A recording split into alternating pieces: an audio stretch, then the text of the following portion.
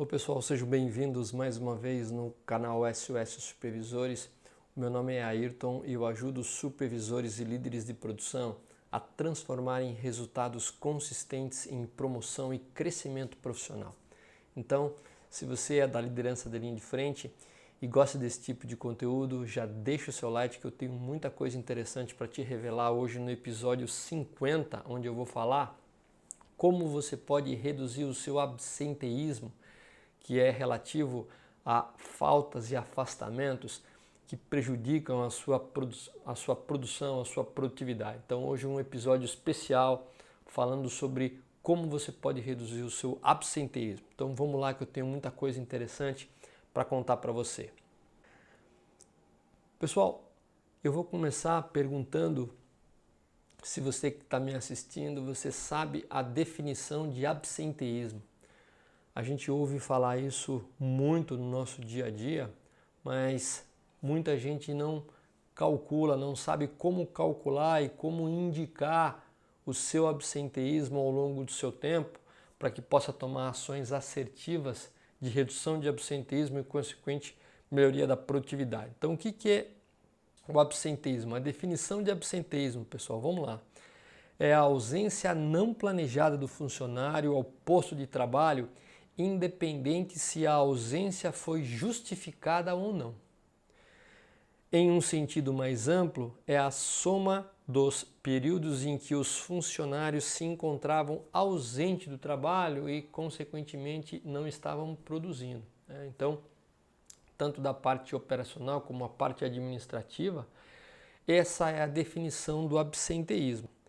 E, talvez nem todos saibam, mas doenças, acidentes no trabalho ou até mesmo ausências justificadas, elas contam como absenteísmo. Então, já nós vamos dar um exemplo de como é calculado isso, mas aqui está uma ideia aí do que é absenteísmo e a sua composição para que você tenha uma ideia bem contextualizada em relação à parte de conceito do absenteísmo. E o que não é absenteísmo, pessoal? O que não pode ser considerado a princípio no absenteísmo? Não é considerado absenteísmo no trabalho as ausências planejadas na empresa, afastamento legal ao trabalho por direito adquirido do trabalhador. Por exemplo, férias, folgas, abonos, licença-prêmio e licença-maternidade, sem prejuízo dos seus proventos salariais. Então, aqui estão alguns exemplos do que, em linhas gerais, não é considerado como absenteísmo, embora algumas empresas façam também o cálculo levando em considerações principalmente alguns tipos de licença maternidade ou alguns outros tipos de afastamentos. Então, esse legalmente ele não deveria ser contabilizado no seu indicador de absenteísmo. Então, nesses dois primeiros slides já falamos um pouquinho da definição e o que você leva em consideração dentro do absenteísmo e o que teoricamente por lei não é considerado.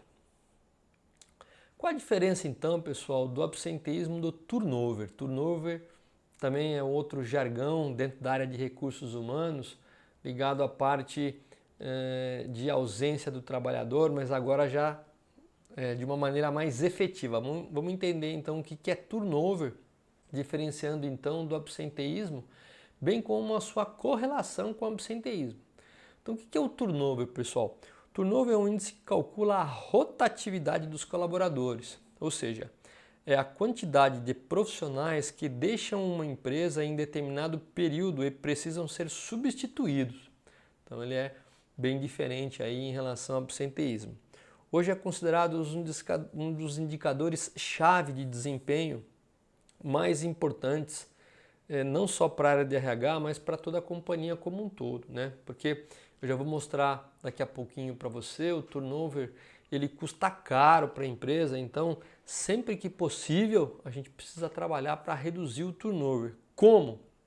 Reduzindo basicamente o absenteísmo, porque o absenteísmo ele acaba impactando o turnover. Aquela porcentagem de absenteísmo que a gente vai tendo na empresa ao longo do tempo, uma boa parte desse absenteísmo, se não quase 100%, vai se tornar turnover. Então, quando a gente, para que a gente possa reduzir o turnover, consequentemente nós precisamos trabalhar para reduzir o absenteísmo. Então tá aí uma dica para você, a diferença entre um e outro e o impacto que o absenteísmo tem no turnover ao longo do tempo. Vamos ver um exemplo de custos com turnover, pessoal. Agora, um exemplo de custos com turnover. A gente já viu que o absenteísmo ele tem um impacto ao longo do tempo no turnover, mas quanto custa o turnover? Então aqui eu pesquisei um dado para você no site especializado em recursos humanos chamado Solids. Então se você quiser consultar e fazer o mesmo cálculo de rotatividade, é só você digitar solids.com.br e você acessar a calculadora de rotatividade deles.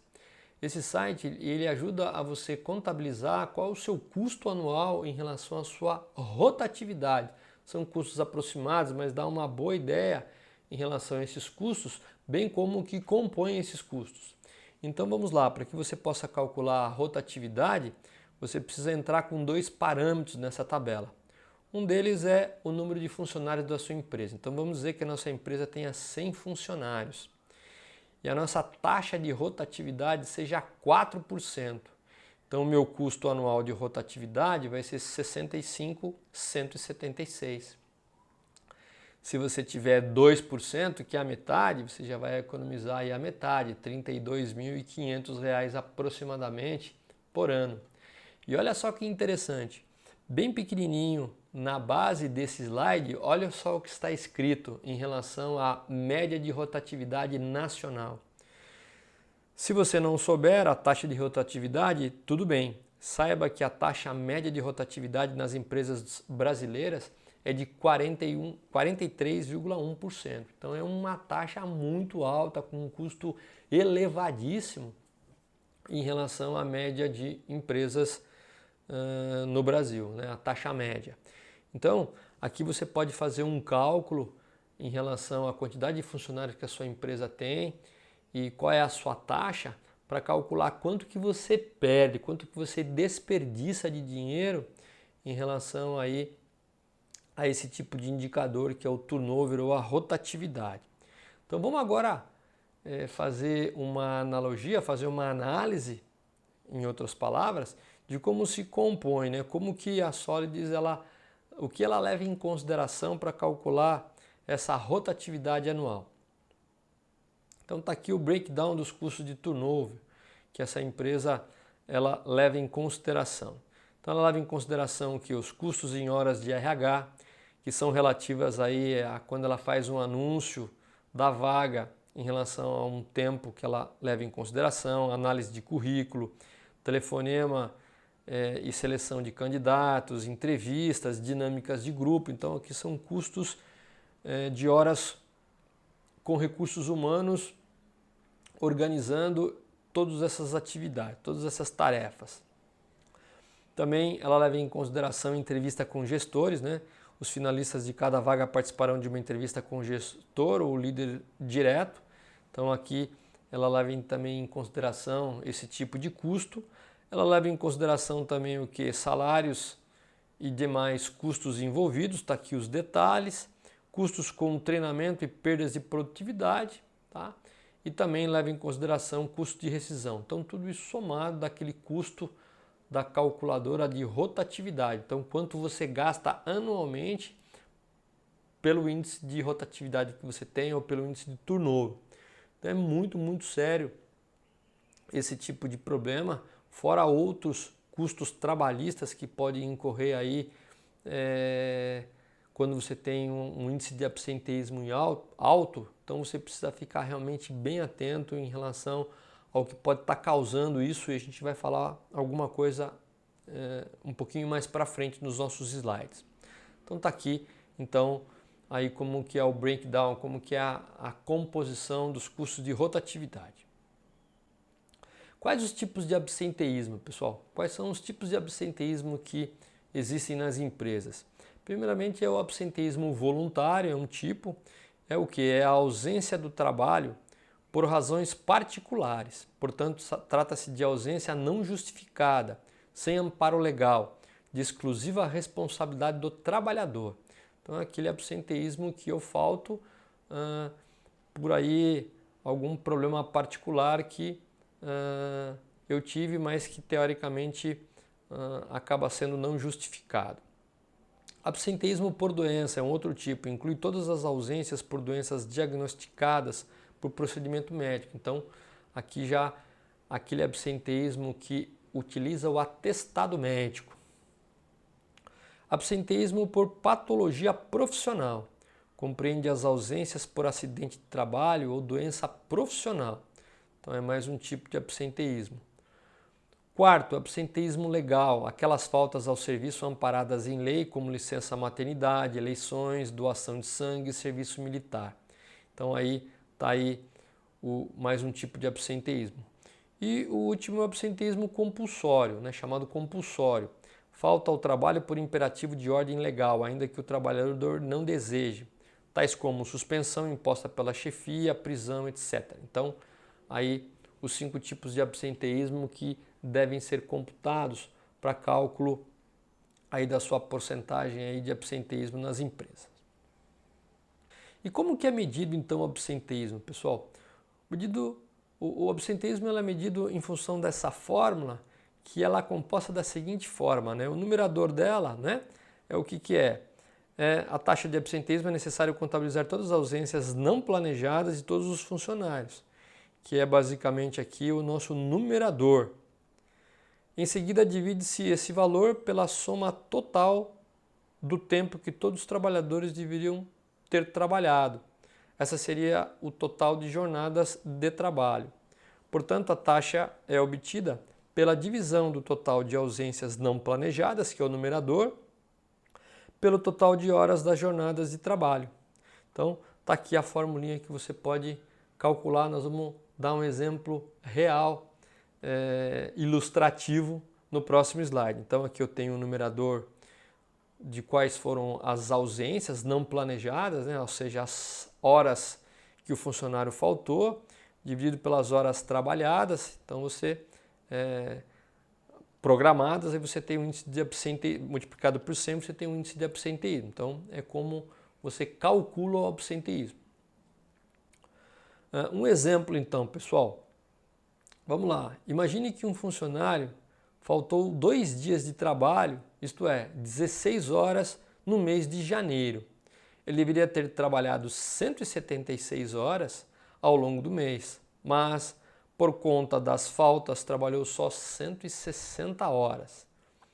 Assim, ao usarmos a fórmula descrita, temos uma taxa de 9,1% de absenteísmo, ou seja, quase 1/10 do trabalho foi totalmente perdido. Então vamos lá, eu tenho aqui as 16 horas que ele ficou ausente sobre as 176 horas programadas que ele deveria trabalhar.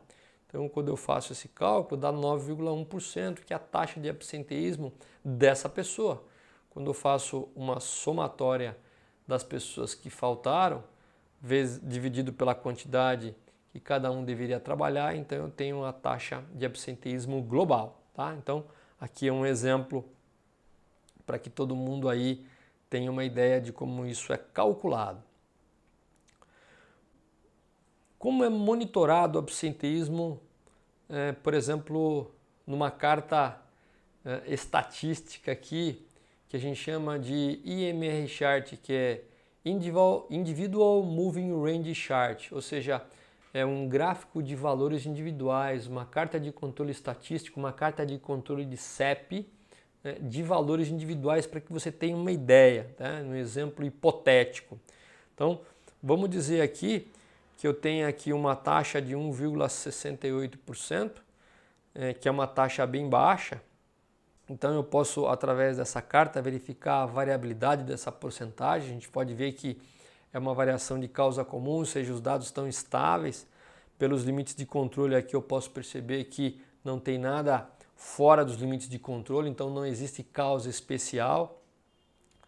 Já em 2016, essa média já caiu para 1,54, bem como a redução da variabilidade. Então a gente pode ver que no ano de 2016 esses intervalos de confiança também foram bem reduzidos.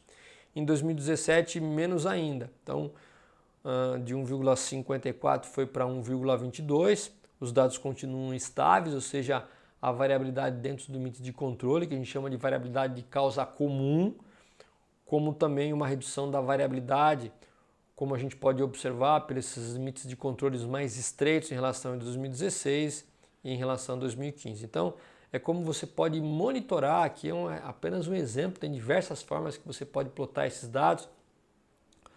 Eu sempre recomendo, quando possível, você utilizar cartas de controle, porque você tem uma noção da variabilidade ao longo do tempo, bem como se a variação dos dados ela é estável ou não, porque é muito importante, né? Se existe alguma causa especial, se o sistema é instável ou não.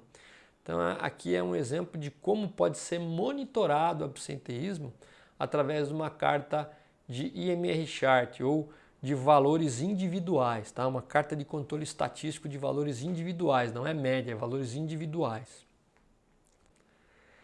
O que seria um nível de absenteísmo aceitável? Então, qual que é a referência que o mercado tem para que você possa comparar os dados de absenteísmo que você tem com essas referências de mercado? Então, a taxa de absenteísmo nas empresas brasileiras está em torno de 1,50% a 4% sobre o total de horas trabalhadas. Aqui é o estado de São Paulo, né? Pode ver que a gente mencionou um dado bem maior, que é em termos de empresas brasileiras. Mas o estado de São Paulo está em torno entre 1,5% a 4%. A taxa do mercado brasileiro é 1,9%. A taxa do mercado automotivo é de 2,10%. Dados da ABCQ, que é a Associação Brasileira de Controle da Qualidade, indicam um nível aceitável em torno de 1,5%. Né? Em outras palavras, faltas e atrasos precisam ser bastante pontuais, ou seja, caso de absenteísmo ela tem que ser pontual, tem que ser, não pode ser algo crônico, tem que ser algo agudo, pontual. Caso aconteça de forma recorrente, ou seja, se começar a ser algo crônico, constante ao longo do tempo, ele sinaliza que alguma coisa está errada e precisa ser investigado, principalmente em relação à gestão da área que está com um índice de absenteísmo um pouco maior. Então, a gente pode observar algo entre 1,5% a 4%, né? Aqui está em relação aqui ao mercado automotivo, então, ou seja, 1,5% é algo que a gente tem como referência no mercado, para que você possa ter uma ideia e comparar com o seu índice de absenteísmo. Principais causas para um alto absenteísmo, pessoal. Então, você já aprendeu a como medir, já sabe o impacto que o absenteísmo pode ter no turnover e, consequentemente, custos, bem como uma dor de cabeça enorme para o supervisor da área.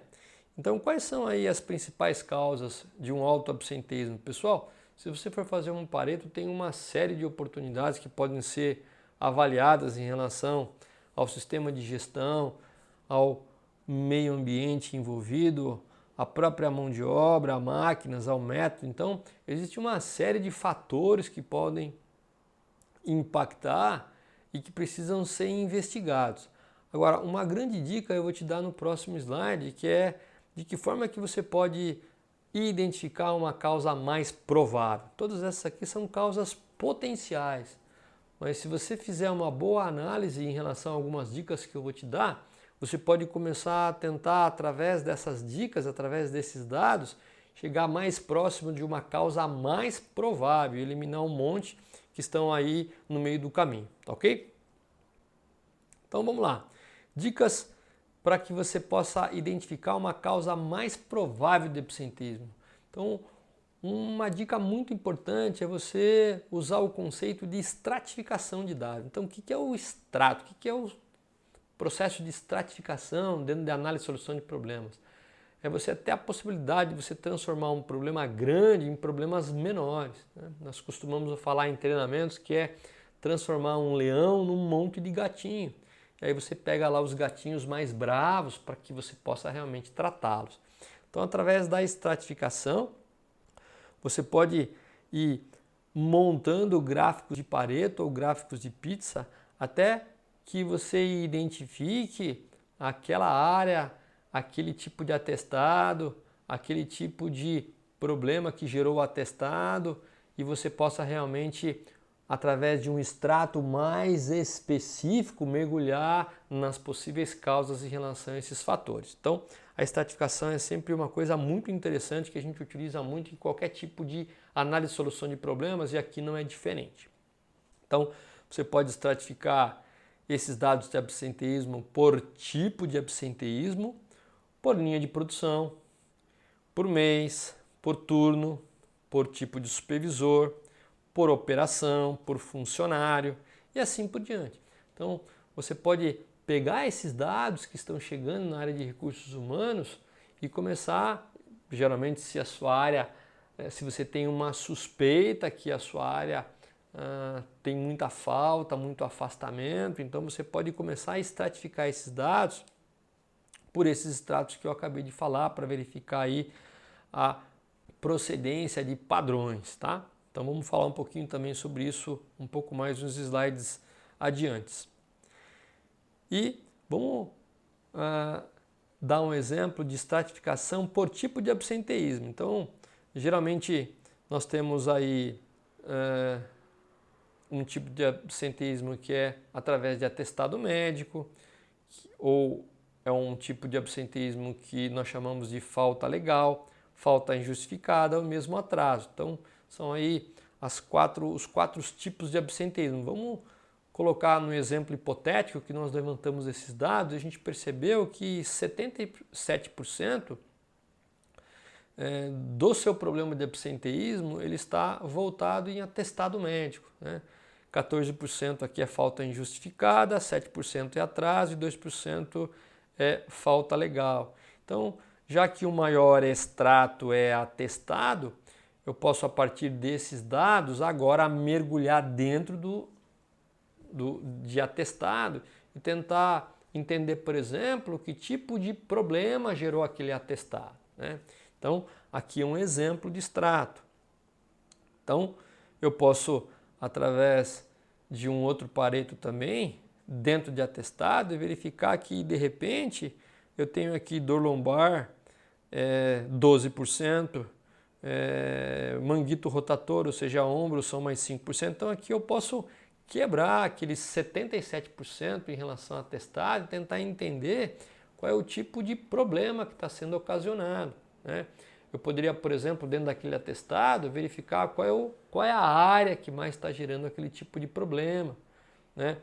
Se tem uma área, se tem algum supervisor de alguma área que chama mais atenção, ou é algo mais global. Então, através desses extratos, eu vou chegando em alguns fatores que são determinantes para o absenteísmo numa determinada área. E aí, a partir do momento que eu estratificar todos os dados possíveis em relação àquela área, aquele atestado, eu tenho que entender por que, por exemplo, eu estou tendo um problema em relação à parte de lombar, né? Que são dor nas costas. Por que eu estou tendo um problema, por exemplo, no meu ombro? Então, é um tipo de análise, aqui são dados hipotéticos, que eu peguei como exemplo, eu montei isso aqui especificamente, mas para que você tenha uma ideia em relação a quais extratos, que tipo de investigação, que tipo de análise um pouco mais profunda você pode ter para tentar entender quais são os fatores. E a partir dos fatores perguntar, mas por que eu estou tendo aquele tipo de dor? Será que aquele posto de trabalho executa alguns elementos de trabalho que podem ter uma correlação em relação a isso, para que eu possa aprofundar a minha investigação? Então, pessoal, é importantíssimo a gente identificar a formação de padrões de absenteísmo. Então, através dos dados estratificados, eu vou montando paretos que eu acabei de mostrar para você, né, por área, por setor, por supervisor, por tipo de atestado, por tipo de dor. E aí eu vou tentando entender se existe algum padrão sobre aquilo que eu estratifiquei, né, que a gente já comentou. Eu vou fazendo padrões, eu vou montando paretos para ver se de repente por tipo me chamou a atenção, por linha de produção me chamou a atenção, ou aconteceu em um mês específico, ou vem se tornando constante, uma variação pequena ao longo dos meses, se algum turno chama atenção em relação ao outro, supervisor, operação, funcionário, ou seja, qual é o padrão de absenteísmo que eu tenho em função dos dados, na qual eu posso ir me aprofundando cada vez mais para entender as causas. E aí é importante, em função desses padrões, ver se eu tenho algum problema mais localizado em uma determinada área, né, em uma determinada operação, ou se é alguma coisa um pouco mais global, né, se é algo um pouco mais sistêmico, que envolve toda a empresa. Então aí é o cuidado. Pode ser que nós tenhamos algum problema mais localizado em relação a todas as demais áreas, aí a gente pode focar e tentar entender o que pode estar levando àquela ação mais localizada. Agora, se toda a empresa, em toda a área, geralmente tem índices de absenteísmo altos e muito parecidos, então realmente pode ser um problema global. E o que na verdade, pessoal, ocasiona um problema global e alto de absenteísmo, né? Acima de 4%, que já começa a ser algo realmente preocupante. Então vamos falar um pouquinho no próximo slide. Então, pessoal, o que caracteriza problemas globais de absenteísmo são basicamente, né, a grande maioria das vezes, são as políticas locais de gestão de pessoas. Então, quando a gente tem um índice de absenteísmo aí acima de 4% e generalizado na empresa como um todo, é bem provável que tenhamos aí algumas políticas de gestão de pessoas que precisam ser repensadas, e eu vou te dizer basicamente como que nós atacamos, né, como nós trabalhamos para resolver isso, e aí você, através da conceituação que eu vou te dar, que pode ser um primeiro passo, você analisa se você já pratica isso ou você ainda não pratica isso, porque com certeza gestão de pessoas tem uma certa correlação com algo crônico quando a gente tem um problema alto de absenteísmo. Então todas as pesquisas relativas à gestão de pessoas por especialistas miram nessa atuação, nessa direção de rever as políticas de gestão de pessoas. Então, como iniciar uma mudança na gestão de pessoas, pessoal? Se eu tenho um índice alto, ele pode estar correlacionado, pode ter uma correlação alta com a gestão de pessoas, com a minha política de gestão de pessoas que a empresa pratica, já que isso está generalizado. Como que nós iniciamos uma mudança, pessoal? Pessoal, a parte básica e inicial de uma mudança em relação às políticas de gestão de pessoas é utilizar um processo de comunicação assertiva. Utilizar um processo em que basicamente toda a supervisão, toda a coordenação, toda a liderança, toda a gerência deveria trabalhar para que tenha realmente uma interação, uma comunicação assertiva com a sua equipe. E o que é uma comunicação assertiva, pessoal? Gente, quando nós precisamos realizar alguma coisa na empresa, seja um projeto, seja uma mudança, seja a implementação de um procedimento, seja algo prático qualquer que é necessário que a gente desempenhe, porque a empresa necessita, nós chamamos isso de implementação ou realização de uma necessidade que é a prática. Então, basicamente, é uma meta, um projeto, uma mudança, comunicações de um modo geral, procedimentos. Então são necessidades práticas que a empresa precise e nós somos os autores para conduzir essa realização de necessidade que nós chamamos de prática. Por um outro lado, o que acontece? Existe uma necessidade pessoal em relação às pessoas que nós estamos comunicando essa necessidade prática. Quando eu comunico uma meta, uma necessidade de mudança, por um outro lado, as pessoas têm as suas necessidades a partir do momento que elas observam essa necessidade, por exemplo, de mudança. E é o quê? O que são essas necessidades pessoais? As pessoas precisam, né, e necessitam de atenção, elas precisam de reconhecimento, muitas vezes elas têm problemas pessoais, muitas vezes elas estão sobrecarregadas, elas têm preferências, elas têm opiniões, né? Elas querem participação em relação à implementação dessas mudanças ou dessa realização de projetos que a gente tem que levar em consideração. Então, veja bem, sempre em função de uma necessidade prática, que é um objetivo que a empresa necessita. Por um outro lado, tem as pessoas que vão realizar essa mudança e é normal que elas tenham as suas necessidades pessoais. Então, a grande sacada é a gente ter um balanço em cima de necessidade que é prática e de necessidade pessoal.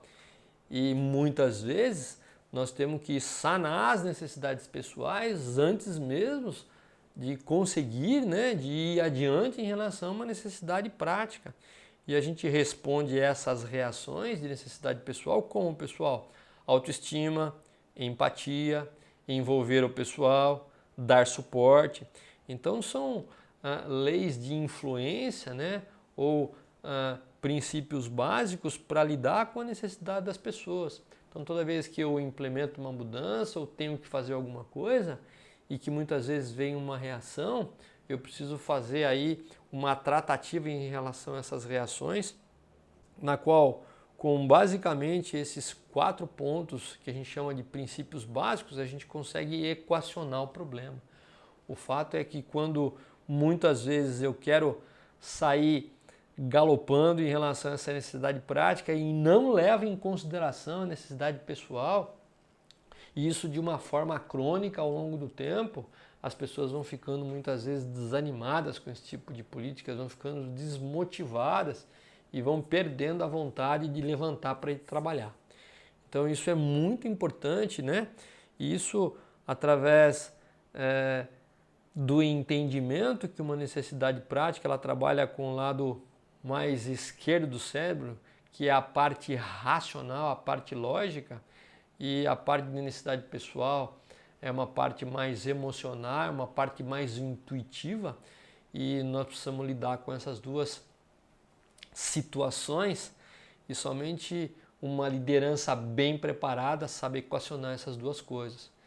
Então, é um grande equívoco e faz parte da nossa maturidade quando a gente sai galopando simplesmente para implementar alguma coisa que chamamos de necessidade prática, mas deixamos aí as pessoas em segundo, terceiro ou quarto plano. E aí acaba fazendo o quê? Que as pessoas vão perdendo a sua motivação, a sua vontade de trabalhar, e aí começa muitas vezes criar aí algo mais crônico em relação ao absenteísmo, tá? Então aí é um ponto importante na qual o papel de uma liderança muito bem formada, ela vai sempre balancear a necessidade prática e a necessidade pessoal, vai balancear aí algo mais racional, mais lógico, uma parte mais emocional e intuitiva das pessoas. Então pode parecer um pouco uma necessidade do supervisor, do coordenador, do líder, do gerente ser um pouco de um psicólogo, mas é realmente a verdade, né? Então dessa forma, com essa maturidade, com essa inteligência emocional que a gente vai adquirindo ao longo do tempo, faz com que realmente eu consiga ter uma gestão de pessoas mais eficiente. Então, tá aí uma dica do que é um processo de comunicação assertivo e vale realmente a pena investir. E, como eu falei no início desse slide, você pratica esse tipo de comunicação assertiva, você leva em consideração a necessidade prática da empresa e leva em consideração e pondera também a necessidade pessoal.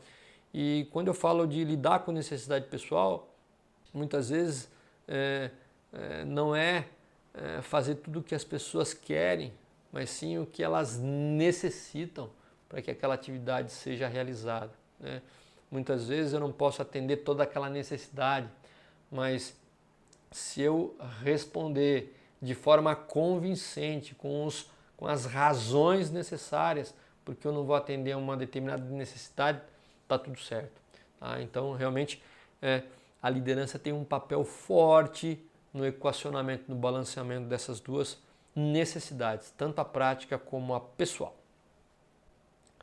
Então, pessoal, vamos fazer um resumo da aula de hoje, na qual nós fechamos basicamente com o slide anterior, de como que a gente pode reduzir drasticamente o absenteísmo se ele for causado por políticas de gestão de pessoas que talvez não seja tão assertiva, como que a gente pode trabalhar isso. Nós já falamos em relação à parte de comunicação assertiva e agora a gente vai fazer o resumo da aula de hoje. Então, como reduzir o seu absenteísmo, pessoal?